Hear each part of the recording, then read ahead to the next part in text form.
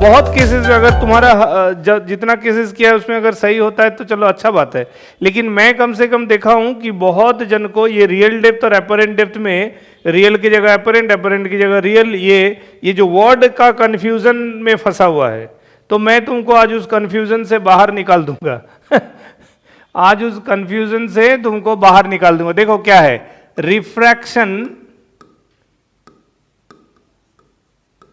Refraction at plane surface,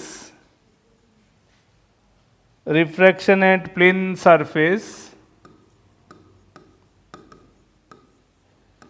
for normal view. ये क्या है इस बात का मतलब, यानी ऑब्जर्वर जो है ऑब्जेक्ट को नॉर्मली देख रहा है। नॉर्मल देख रहा है कहने का मतलब जो इंटरफेस है मीडियम का जो डिवाइडर है, उस डिवाइडर के रेस्पेक्ट में परपेंडिकुलर पोजीशन है line joining between object and observer. ठीक है, वो है नॉर्मल व्यू, साइड व्यू नहीं, नॉर्मल व्यू। तो उसका मतलब ये है कि अगर इंटरफेस है, ये μ1 है, ये μ2 है, तो ये नॉर्मल लाइन है। यहां मान लो एक ऑब्जेक्ट है O, क्लियर है। अब ये जो ऑब्जेक्ट है, ऑब्जर्वर क्या कर रहा है, ऑब्जर्वर इस ऑब्जेक्ट को देखने के लिए, this is the observers I position. ये ऑब्जर्वर यहां से देखना चाह रहा है, तो ऑब्जेक्ट टू ऑब्जर्वर एक लाइट तो अलोंग द नॉर्मल इंसिडेंस आएगा ही, इसमें कोई डाउट नहीं है क्या। एक light ray normal incidence undeviatedly travel करेगा from object medium to observer medium. तो देखो ये एक रे डायग्राम है जो नॉर्मल जा रहा है।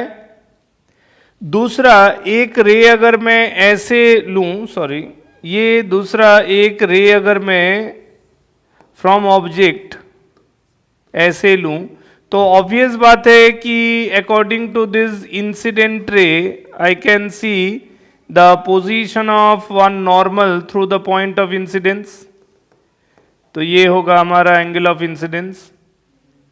ठीक है, तो कॉन्सेप्ट है कि अगर मान लो ये μ1 डेंसर का पार्ट है, μ2 रेयरर मीडियम है, ठीक है ना, तो लाइट रे क्या होना चाहिए आफ्टर पासिंग थ्रू इंटरफेस, दूर हटेगा, बिल्कुल। तो ये दूर हटा, ये इतना दूर दिखा रहे, मतलब ये मतलब समझो कि वो आंख से बाहर है with in the aperture of the eye lens ये दोनों जा रहा है।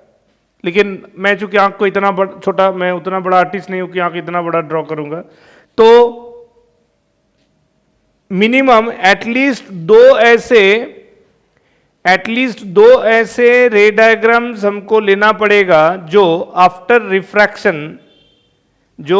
रिफ्रैक्शन आई लेंस के एपर्चर के थ्रू जाने का उसको स्कोप मिले।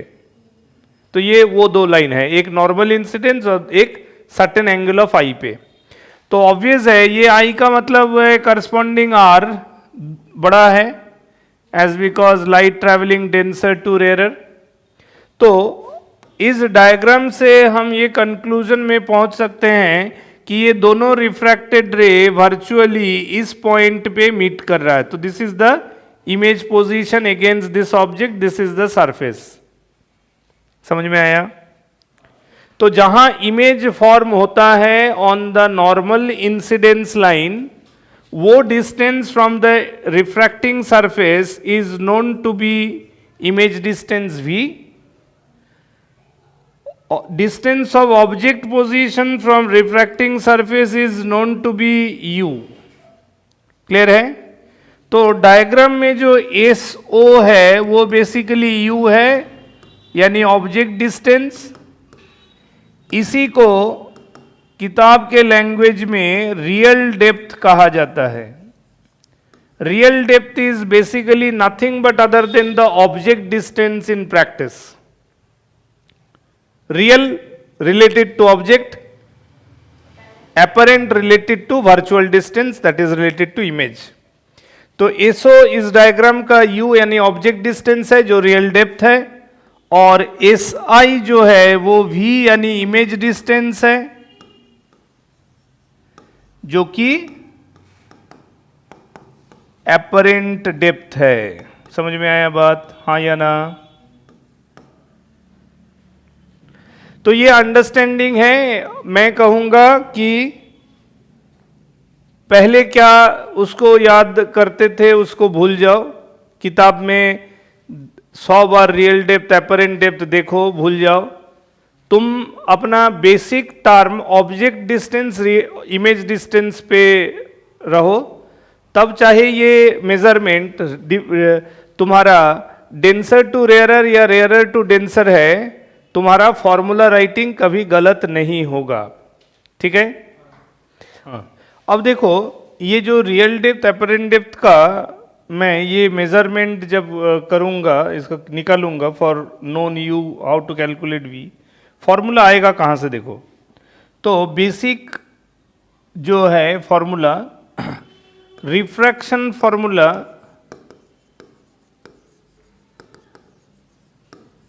रिफ्रैक्शन फॉर्मूला वो कहाँ से आता है? देखो, एक कर्व सरफेस के थ्रू अगर लाइट ट्रेवल करे as an interface dividing two optical medium such as μ1 and μ2, किसी भी कर्वेचर का अपना एक सेंटर ऑफ कर्वेचर होगा, उसका फोकस होगा, पोल होगा। ठीक है? तो हम लोग क्या जानते हैं कि अगर मैं एक ऑब्जेक्ट को यहाँ रखूं, so this is the u, इतना u होगा ऑब्जेक्ट डिस्टेंस। ठीक है? तो रे डायग्राम सजेस्ट करता है ये इंसिडेंट रे, ये है थ्रू सी जाने वाला line normal such that this is angle of incidence. ठीक है? तो लाइट रे अगर मैं मान लूं कि ये μ1 ग्रेटर देन μ2 है, तो हमारा अंडरस्टैंडिंग क्या है? एंगल ऑफ रिफ्रैक्शन ज़्यादा होगा। तो लाइट रे creating greater angle of refraction, ये ऐसे जाएगा और शायद ये कहीं इस प्रिंसिपल एक्सिस को यहाँ जाके कट करेगा, forming an image, so that this distance is the image distance। समझ में आया? pole to center of curvature is the radius of curvature। पोल से, किसी भी कर्वेचर का पोल से सेंटर ऑफ कर्वेचर तक होगा रेडियस ऑफ कर्वेचर।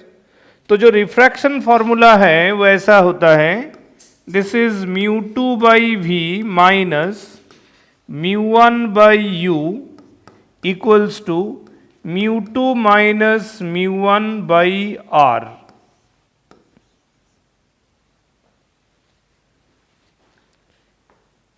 एक कर्व सरफेस है, ये कर्व सरफेस है, इसका अपना एक रेडियस ऑफ कर्वेचर है। ये कर्व्ड कर्वेचर दो ऑप्टिकल मीडियम को डिवाइड कर रहा है। On either side of the curvature there are two different optical medium. Light is passing through, जैसे हम लोग प्लेन सरफेस के थ्रू बात कर रहे हैं, उसी तरह कर्व सरफेस के थ्रू लाइट जब पास करेगा तो यहां जो फिनोमेना काम करता है, सेम कंसर्न यहां होगा। लाइट जब डेंसर टू रेयरर जाएगा, चाहे वो कर्वेचर कॉन्केव हो या कॉन्वेक्स, थ्योरी सेम लगेगा कि for light travelling denser to rarer, refracted ray will move away from the normal at the point of incidence, creating greater angle of refraction। तो उसी according मैंने रे डायग्राम बनाया।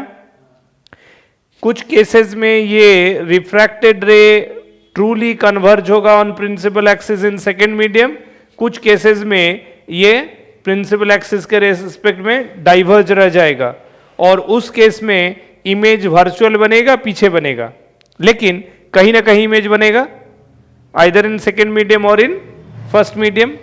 सो we will definitely get a image distance against an object distance using a radius of curvature. तो ये जो तीन term u, v and r, ये तीनों का यूज इस फॉर्मूला में है। ये general refraction formula for any surface, चाहे प्लेन सरफेस हो या कर्व्ड सरफेस हो, ठीक है। तो जो प्लेन सरफेस में हम लोग जो रियल डेप्थ अपरेंट डेप्थ वाला लैंग्वेज यूज करते हैं वो इसी जनरल फॉर्मूला से डिराइव्ड है। क्लियर है बात यहां तक? तो ये हो गया refraction formula for a curved refracting surface, right? where we can calculate the image distance, either it is real or virtual, but it can be found from this formula. अब सवाल है for plane refracting surface, for plane refracting surface, जब ये surface plane refracting surface होगा, then एक plane surface का radius of curvature क्या होता है?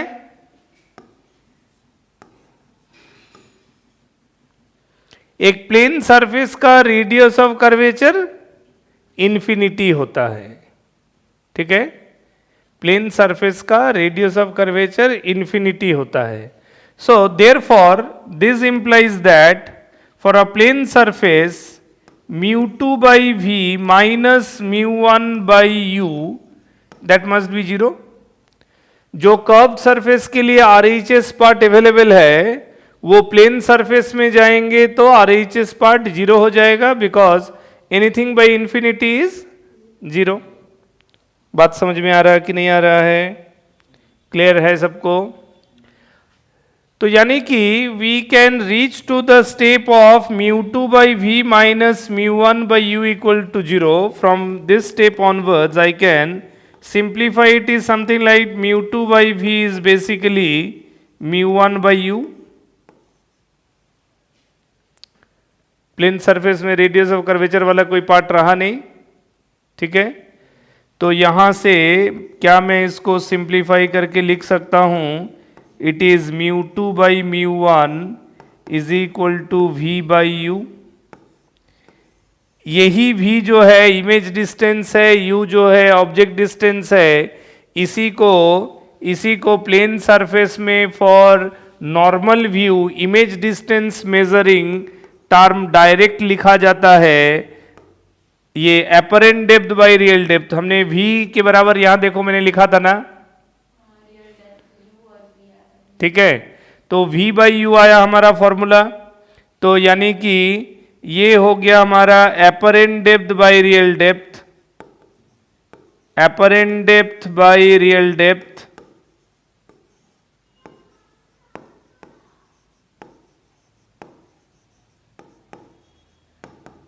Mu of second by mu of first. चूंकि हम जनरल रिफ्रैक्शन फॉर्मूला में sine i by sine r को याद रखते हैं, पढ़ते हैं mu of second medium by mu of first medium से, तो उसी ऑर्डर को ही मैं याद रखूंगा ताकि मेरा स्नेल्स लॉ का रेशियो राइटिंग और image distance object distance ratio writing same हो। तो इसीलिए हम क्या करेंगे, mu2 बाई mu1 जो कि अपरेंट बाई रियल है, हम ये पूरा ये वर्डिंग को ही चेंज कर देंगे और इसके बजाय लिखेंगे image distance by object distance. अगर चूंकि हम लोग पूरा ये रियल अपरेंट डेप्थ का वर्ड हम लोग हर जगह नहीं यूज करेंगे, जनरल रिफ्लेक्शन हो, रिफ्रैक्शन हो, लेंस हो, सब जगह तो हम लोग ऑब्जेक्ट और इमेज डिस्टेंस को ही बार बार रखेंगे ना। तो क्यों एक अलग से टर्म को एक पर्टिकुलर केस के लिए इंपोर्ट करे और इंपोर्ट करके खुद ही कंफ्यूज हो जाए? अगर वो सब केस में वो वर्डिंग यूज होता तो चलो बात एक समझ में आता था। तो इसका मैं पर्टिकुलरली यहां स्पेशल केस में क्यों यूज करूं?